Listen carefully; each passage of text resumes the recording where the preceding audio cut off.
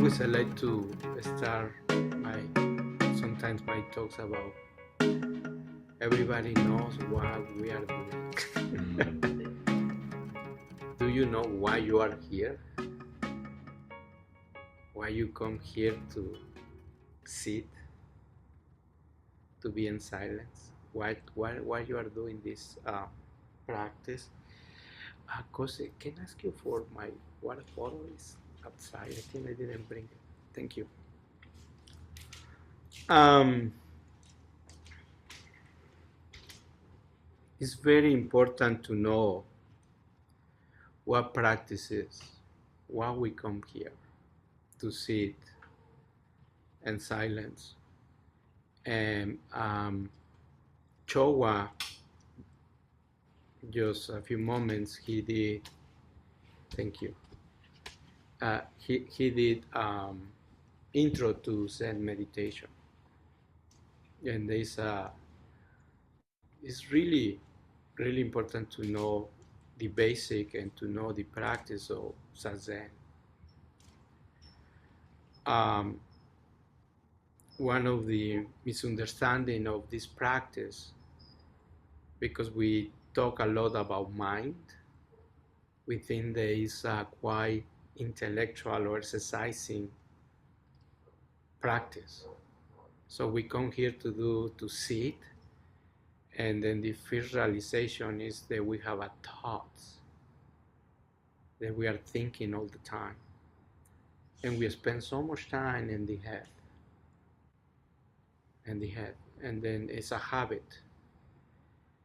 And also we go into this, I say, hindrance of sitting, doing Zazen with our head, and we think that we are practicing, but we are so, most of the time we are daydreaming. One, we try to stop thinking. We have this intention to stop thinking that we are not, it's not going to happen. And then, well, we fantasize, and just we are disconnected with our body. It takes many years doing Zazen every day to realize that the practice is really physical practice. You know, it's a yoga practice. When you do yoga, all these asanas, you are in your body. You think less, and you are moving to one posture to another posture. But here, it's only one posture. It's this Padmasana, is sitting on the floor or sitting on a chair completely. And the practice, an instant to go into your mental formations, your practice going to your body, really into your body. And we are so, like I said, disconnected about this body. And somebody asked me, they say, could you talk about the body? What is the body? What is your body? How do you know that you have a body? Yesterday, I was lying down in the grass, that we have in the house, and start looking the sky, and how you see those little things that sometimes you see in your eyes, like particles, and that was very fascinating, and I started just quite soon out, I was soon in, and then I started watching that, and then I let a little freak out because I was quite spaced out.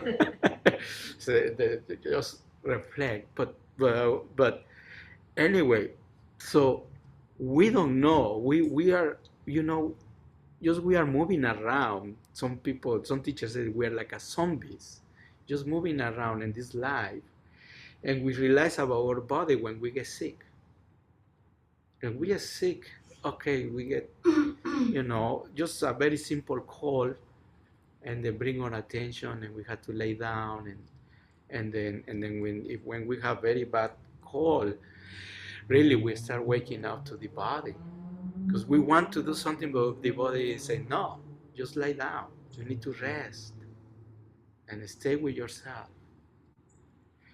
And Zazen, when we come here to meditate, the first time that we realize about our bodies, when our legs getting asleep, or when we are getting pain in our knees or pain in your back. And then that's why we discover, oh, we have a body. Or when we cannot cross, we realize, and myself, I remember starting my practice, start saying oh, you have a belly. You're a little fat. and then just or your body is very tight, you realize that, and you have to take care and then start stretching out. So 2 points, very important and fundamental, and then I'm jumping into what my talk is. One is about to realize that the meditation practice is not a mental practice. It's no exercise mentally. It's really physical. So don't worry about your thinking, don't worry about your thoughts. Just let it in and out. And the second point is the posture. We do a lot of emphasis in Zazen, and especially in the Soto Zen, or if you are practicing Shikantaza or just sitting, or it doesn't matter if you practice Kwan or no, or just sitting. Really be in your posture, in your body, and the back straight. Really is so important. I just rediscovered, I was reading a book about Uchiyama Roshi, and he talked about 4 points, about Zen, and then one is this mental, this idea about we are doing exercise, so mental exercise. Just get out from that. I'm getting connected to your body, and the second is your posture. And he talked very interesting about, because what he say, and I was watching another person in YouTube about naturism, kind of healer naturist, a doctor, and talking about the stress and how the stress accumulate in your shoulders, in this part, in our body, when we carry. And then I am working with that, because my conditioning and my life, it was like this. And then just to be shield, and go through life. And I lived for almost 12 years in a sangha, and then you can think, oh, it's very peaceful. But from outside. From outside, and wherever it is in the website and also in the magazine, is peaceful. But when you are living in, it's not so peaceful. It's really, you are practice 24/7, and then when you are meeting the suffering, and when you're meeting the suffering, you're meeting the stress. There is no big difference of living in our lives outside and here.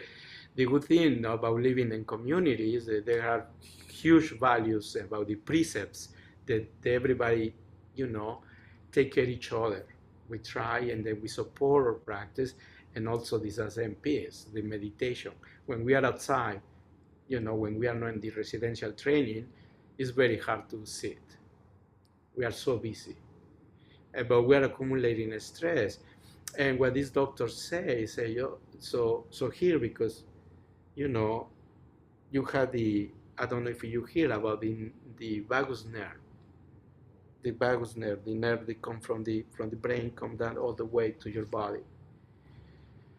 And then when you sit and you start working with your breath, really awareness of the breath, you start activating this vagus nerve. And that vagus nerve help you with the stress. You are, I don't know if it says this word, distressing. Like you are really reducing or relieving your stress.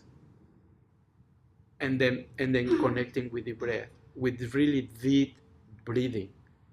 Just connect with your hara. What is very interesting or fascinating, we don't do, in many Zen centers, we don't do anymore the use of Kyosaku. When you get the Kyosaku, the stick, and then when you hit you, they hit you here and hit you here. So to activate those nerves and to get, it could be like, oh, it might be painful, or it can be traumatized, just to mention it that, about hitting with a stick, but it has a function of release that stress from your body when you're sitting a lot and this tightness. So my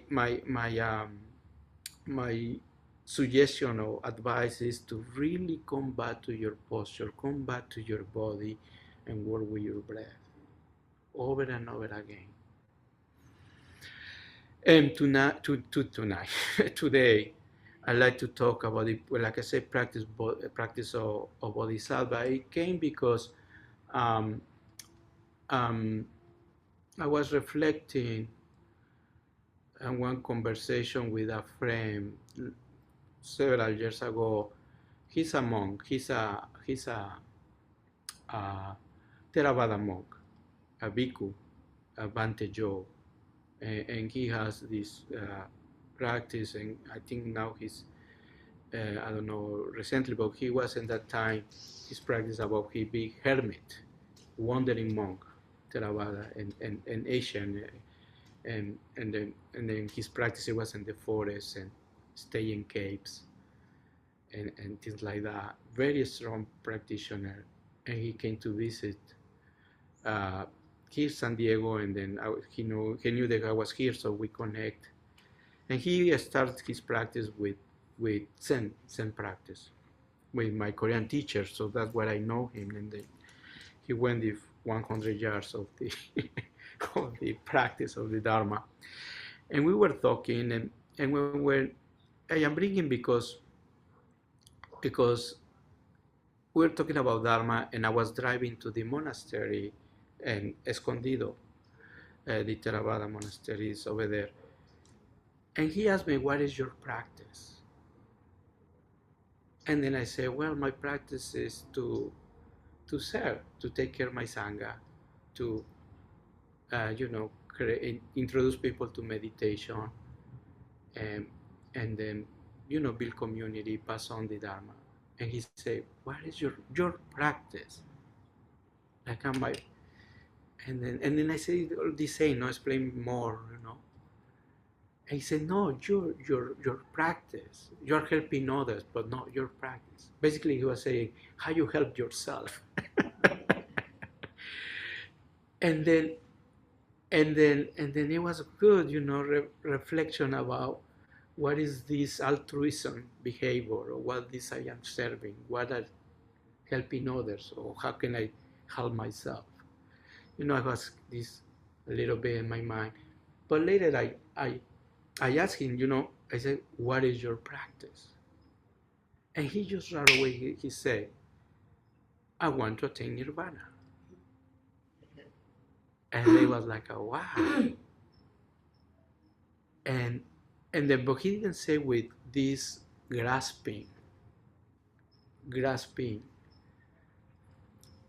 sense or idea. It was just really clear about these teachings of the Buddha. He said, I don't want to revert. I don't want to come back here to this life. If you read, the Pali Canon, that's where, the foundations of the Buddhism this is about. So we are here to really wake up to the life and death. That's what we are coming here to really, in our personal experience, what am I doing here and what I am suffering? Why I have this stress in my life? And through meditation, we can have a good understanding, and we can answer this why. It's not just about feeling good. It's not about, we had this meditation, this idea, the way how we sell it is about getting this spa vibe. you know, the candle, the incense, and the quietness, the peacefulness, all those things that when you go to go a massage, you enter into the front desk and you get that sense. And even they have Buddha statues, you know, and then you have this kind of vibe, you know. It's part of it, but it's not that. If you are thinking to come here just to find peace of mind, maybe you are not gonna get it right away. Maybe in the beginning be a little stressful for you, you know. But we had this goal. But anyway, he told me, say, oh, attaining nirvana, because I don't want to be here. I am done with this life, he told me. And the good way, you know, like it's too much suffering. I want to relieve the suffering. I want to attain nirvana. And that was wow. And then we continued talking. But at the same time, I saw these two different views of practice.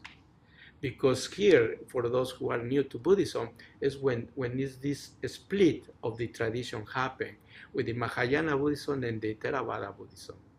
So Theravada Buddhism, there is the early Buddhism, the Buddha for, you know, still on, but the first 500 years, it was this attain nirvana, to achieve nirvana, not to come back to this life, to this form as a human being. And then somebody came, another monk came very smart and bringing the concept of bodhisattva. I say, it's not just me, it's everybody. Everybody. And then come the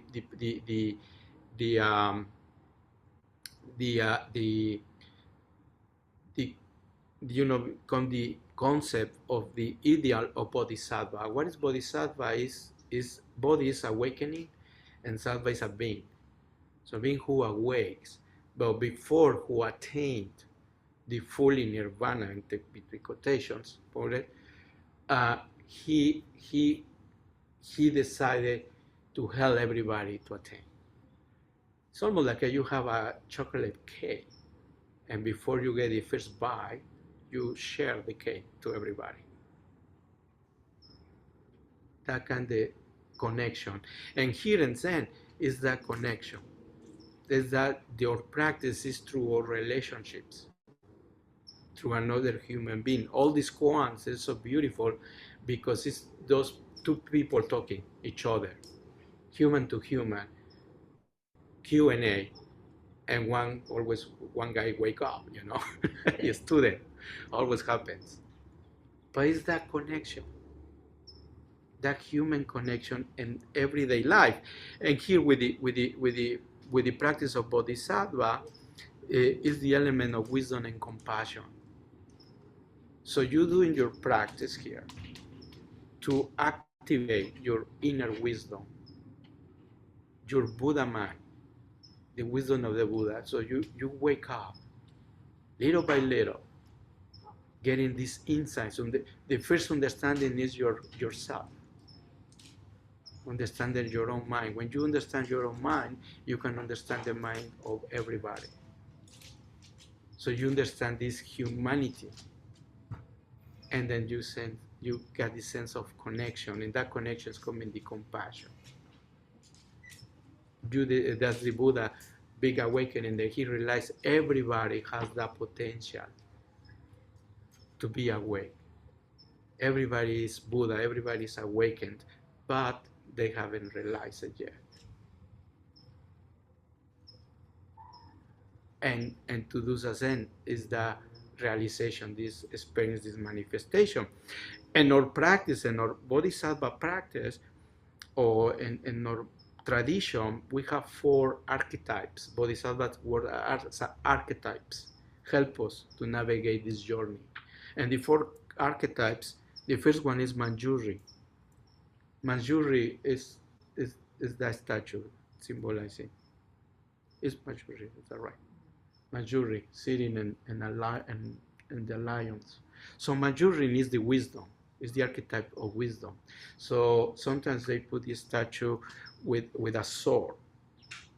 The sword means is cutting through the ignorance. So when you are doing Zazen, you are cutting through your ignorance, all these filters that we don't see the reality, all the conditioning, all our karma. So that's Manjuri, wisdom. And then we have another bodhisattva, is Samantabhadra. Samantabhadra, we don't mention it so much, or we are not so familiar with that bodhisattva. But Samantabhadra means universal virtue.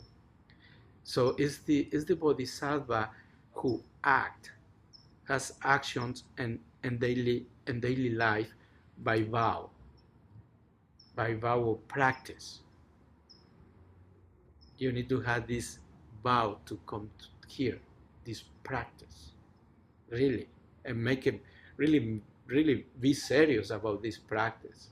Even if it's your first time here, if you want to try something, this is lifetime commitment. Don't think one teacher said, don't think that you're gonna graduate like after several years.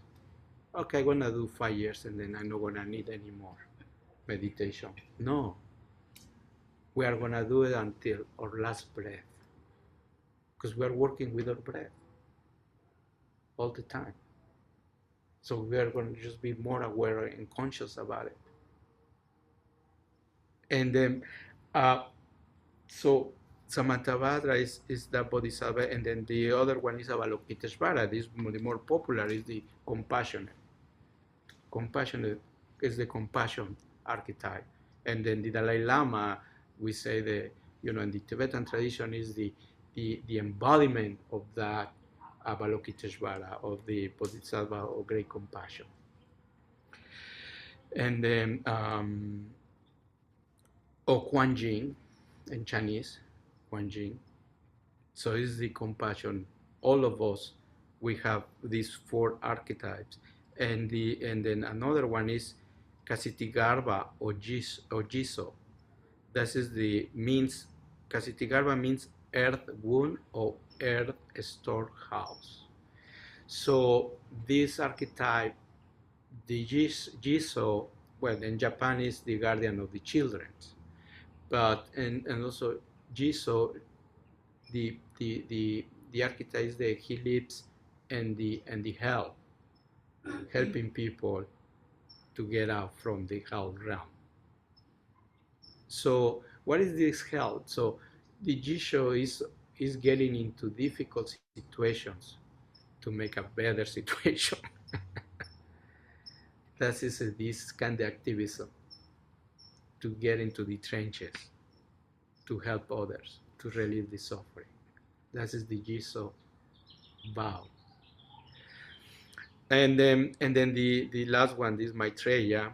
Not the last one, but Maitreya is about the future Buddha, the Bodhisattva of the future. So this practice, these 4 archetypes help us to navigate your journey. It is a very simple practice. It's I would say simple, but it's a very ordinary practice. So when in Sangha, like I heard is coming a retreat, no? It's coming tomorrow, start a session practice. When you live in community, not necessarily you have to live in community, but when you belong to a Sangha, is the third treasure, the 3 jewels, Buddha, Dharma, and Sangha, is important, because right there is the support and inspiration to each other to do this path, and how you is right there when you meet, the teachings. And then our practice as a bodhisattvas is important, like a voluntary. It's an act of bodhisattva. When people step in to live here, it's a practice of the bodhisattva. We have many choices in our lives. sometimes I think like, what I am doing here, I should be in Mexico and have very more simple life, you know. But there is something in your heart, and this connection. This this is very important about the bodhicitta practice. We don't say so much in Zen, but this bodhicitta, body means awaken and chitta means heart. So, but the practice is that you are practicing to wake up to help others to wake up. So you're practicing for the well-being of others. It's not just selfish practice. And this is the bodhicitta practice. I passed already the time. I'm gonna wrap it up. But but so so volunteering in your community or volunteering with your sangha is help you. You know, it's an act of generosity, and the generosity is one of the paramitas that breaks your self-centeredness. That is what is the first one, because go right there to this me. And generous is giving. So you give, you have to give. So the generosity not only with others, you start with yourself. Zazen, an instant to think about practice of I had to do my practice, like a homework, like a task. You approach to the cushion as an act of generosity towards yourself. I'm gonna have some time for myself to be with myself. Sounds quite selfish, but it's not. I will take care of my mind, you know, and the same way that we take care of our body with taking showers. And the same way I'm gonna spend some time. But what is the first thing? I don't have time. I don't have time. I am too busy. And then this silence practice, this half an hour of Zazen goes into the last part of your or task list or of agenda. If I have time, I will sit. And it's going to be the first one. Because from Zazen, everything grows. You are taking care really your mind, your body, your being to become healthy, not just in your body, you know, and your psyche. And that as an act of generosity, give it time to this practice. But we have so conditioned it because we don't value this time alone, because we are not doing anything and we are not producing anything. And we are so conditioned that we have to produce. So what is the benefit to be sitting there? I should be doing something more important, make some money. And that's why we have that chip, the wrong chip. But from that, through doing nothing to not doing, we do it a lot.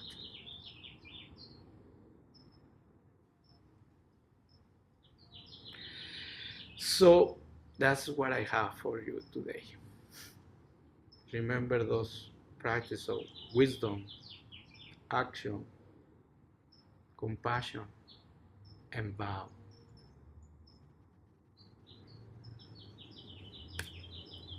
Thank you, my friends. So